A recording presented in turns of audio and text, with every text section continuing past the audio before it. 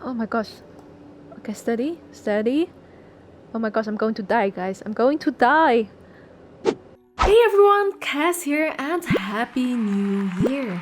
I already talked about the last year in my previous Update Friday video, but I can't say this enough. So again, thank you so much for being here, and despite the current situation, I really hope you enjoyed your NYE.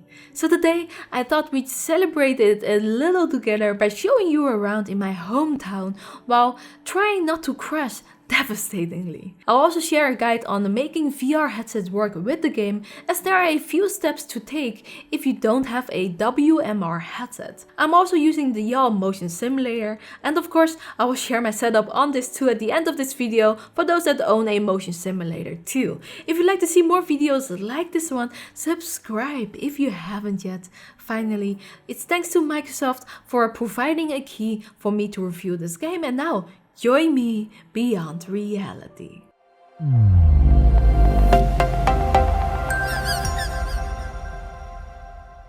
So there can't be a more descriptive name. Microsoft Flight Simulator lets you fly around in several aircraft, from light planes to wide-body jets. It's a simulator, so it's highly detailed and accurate. The game will put your piloting skills to the test, but the best thing, you can fly anywhere you want with real-time atmospheric simulation and dynamic live weather. So if it's raining today, it will be raining in the game too. The game was released on August 18, 2020 for $60, and the VR mode was just released 1.5 weeks ago, which was a free update to the game. So before we dive into the gameplay, I wanted to quickly explain how to make it work, as I bumped into some stuff. The game works out of the box perfectly with Windows mixed reality headsets. However, if you want to make it work on other headsets, there are a few steps you need to do, at least at the time of making this video. If you are from the future, this may already be fixed. First of all, you need to make sure your headset supports OpenXR, which most major VR headsets do, like the Quest 2, HTC Vive and Valve Index.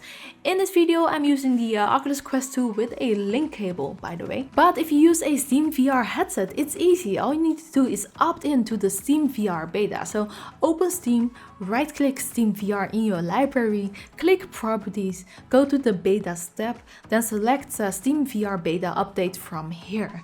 Allow it to install and then you're ready to go. So I already had it installed, so I don't have to do that.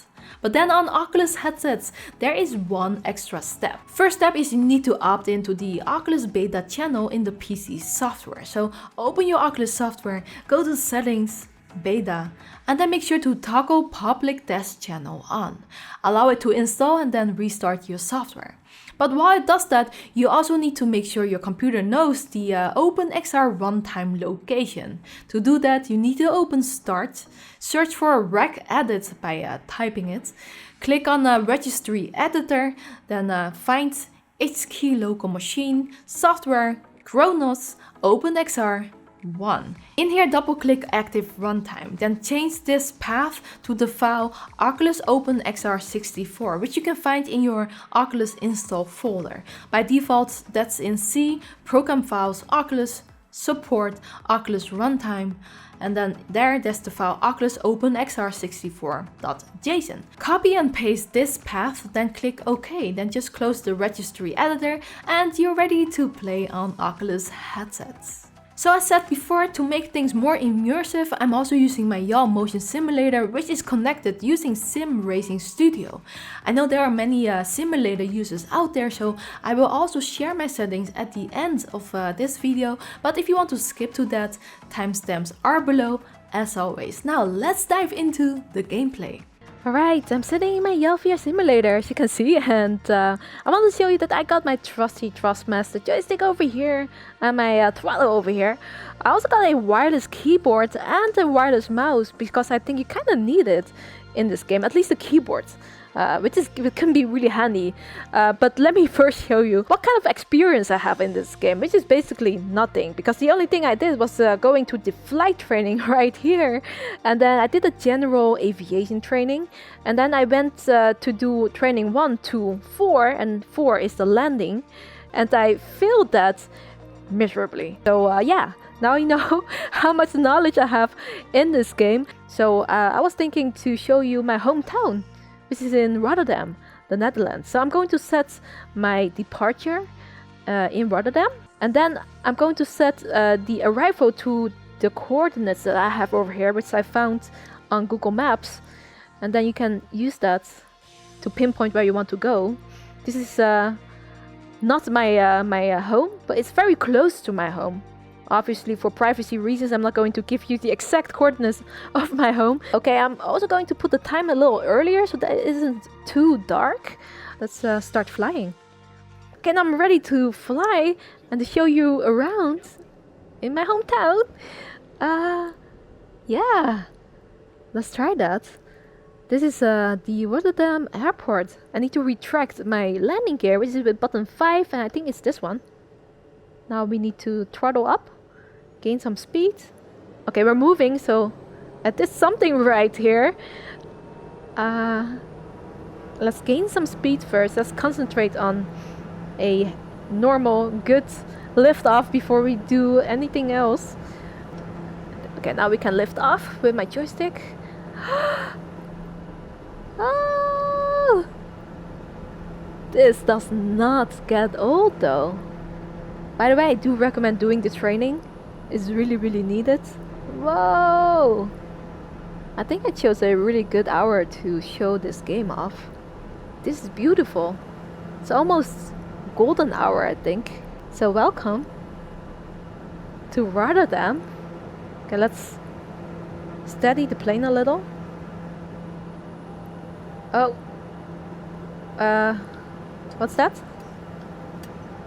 I have no idea why it's blinking colors right now. Okay. Oh, am I too high? Am I too high maybe? Too high? Too high? I don't know what's going on. In the distance you can see a couple of tall buildings. Do you see that? I think that's the city center of Rotterdam.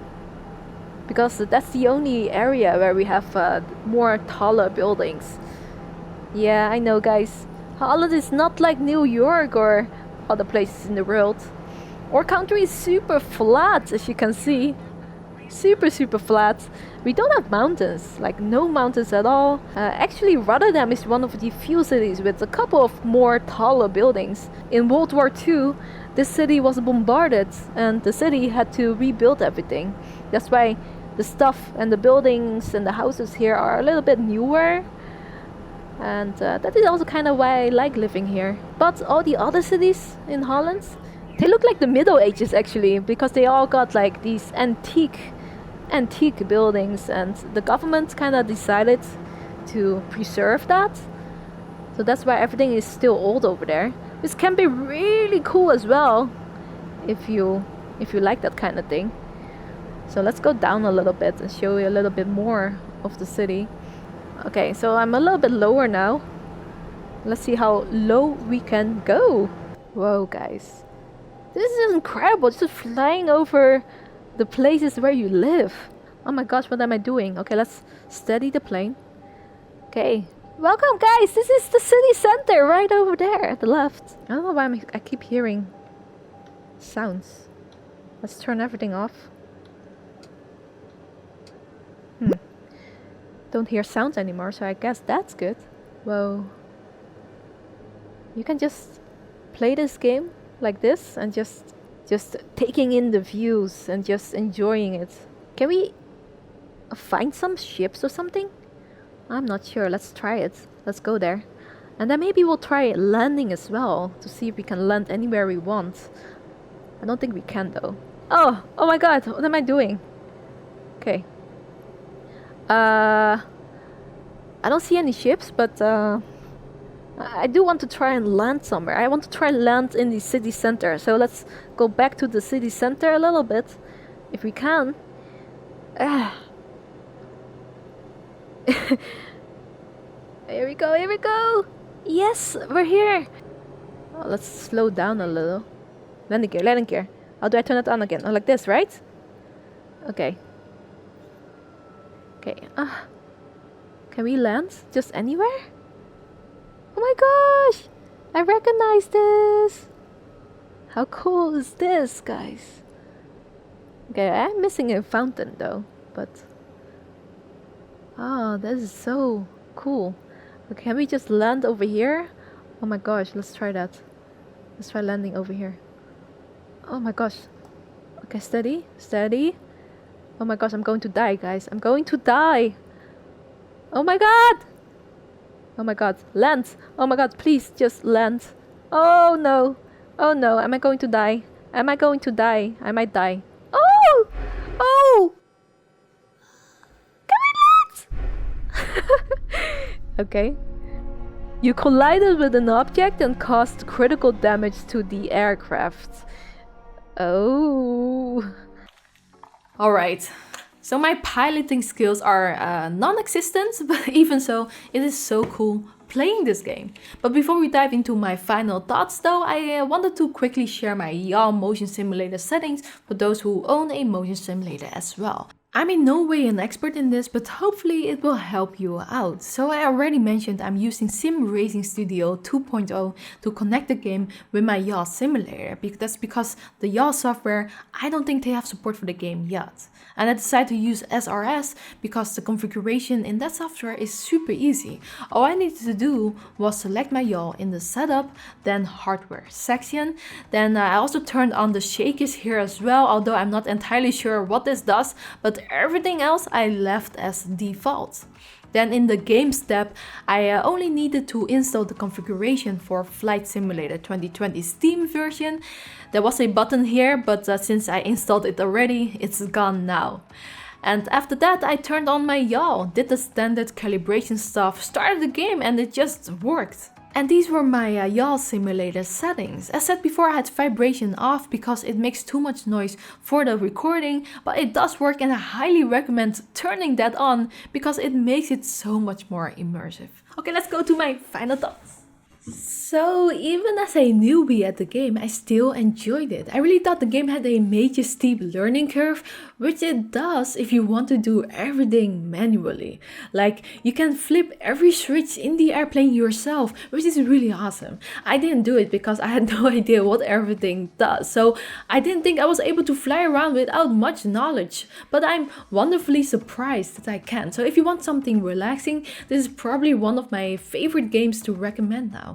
There is a lot more that you can do than I could show in the video, like visiting points of interest and actually learning how to fly manually. But do keep in mind the game needs a real beefy computer. I played the game on a 2080 Ti and I could not play VR on the highest settings. Everything was on low or medium. Full specs of my PC is down below, by the way. But if you want the best experience, tweaking is required. You also need a ton of space to install the game, at least 150 gigabytes. So yes, keep that in mind if you want to buy this game, but if you can run this game well, I think it is awesome. Are you getting the game? And if you already did, drop your recommendations on where to fly below in the comments. Anyways, thanks for watching, and if you got some time left, you can support us for free by watching more. A special thanks go to all our champions, especially these patrons down below, and as always, VR on.